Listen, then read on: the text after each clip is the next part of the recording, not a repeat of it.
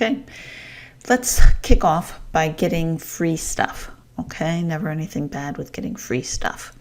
So because you've signed up for the course, you're going to be able to log in. Now this is my website, so you'll see small differences, but log into your college account and you'll see an Office 365 button. Let's click that. And it looks like you already have access to all kinds of Office products. Outlook, which does email, OneDrive, which is a way of storing your files in the cloud so they're not on your own personal computer, but they're being backed up by a massive server somewhere in Microsoft land. Word for word processing, Excel for spreadsheets, PowerPoint for slideshows. And you can actually use these apps, and some people really prefer them because they're very lightweight, very simple menu. The choices have been streamlined and cut down. So you can feel free to do that in a lot of your personal work.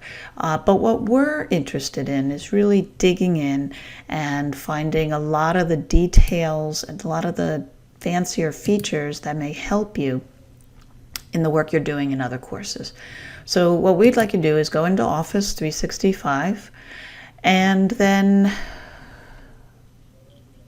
here it is. It took a minute for the screen to refresh. Here's Install Office. So we're not going to use the version. You saw when I popped in here, right? Like there I am still in just a browser window. This is not installed on my machine. This is just running in the browser.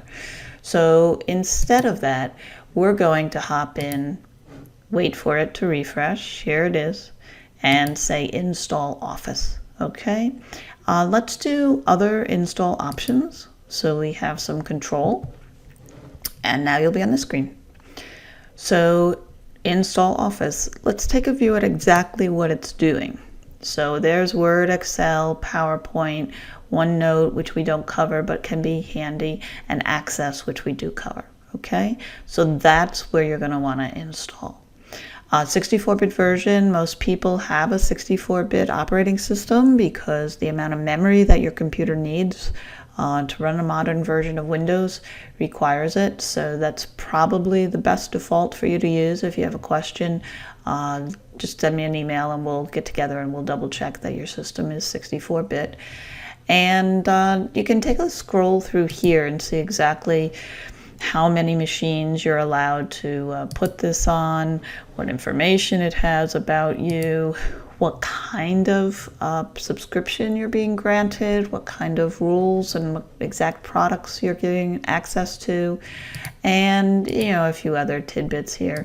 So we're going to pop into apps and devices here, ask you to hit that, and then you'll be set for the course. All right?